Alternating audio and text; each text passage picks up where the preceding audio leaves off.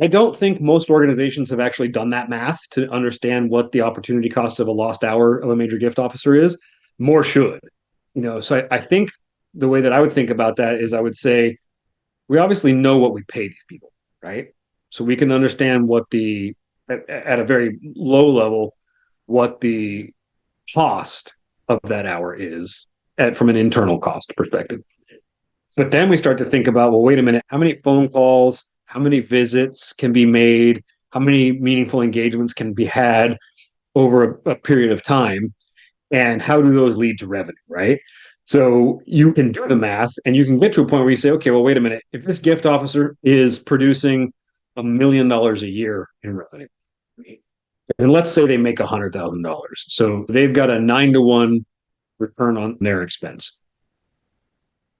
The more hours I take away from them in a day for internal meetings, for updating notes in the CRM, for weighing in on what color the doily should be on the table at the next event, for, giving input on the newsletter, whatever these things are, right?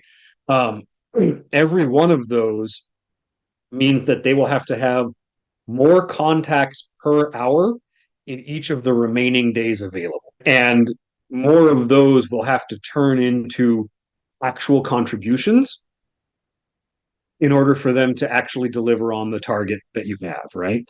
So it just makes everything more difficult at the end of the day. One of my good friends is a guy named Roy Jones. I don't know if you know Roy or not, but he was at Mercy Ships, big international relief medical charity.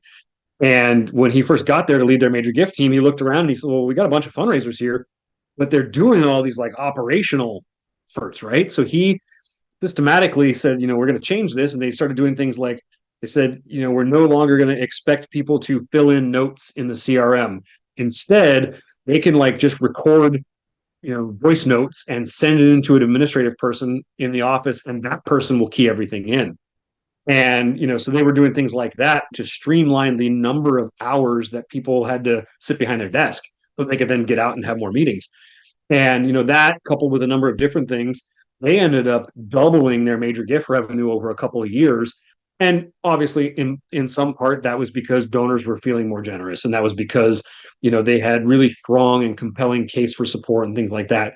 But make no mistake, they did more meetings, they made more calls, they made more visits. So that for me, like I sat back and thought, wow, I think more organizations need to take this approach where you take off of the fundraiser's plate the things that someone else can do so that they have more time to do the things that only they can do. The more that you ask somebody to do the things that rob them of feeling alive every day, the less likely they are to do anything really well.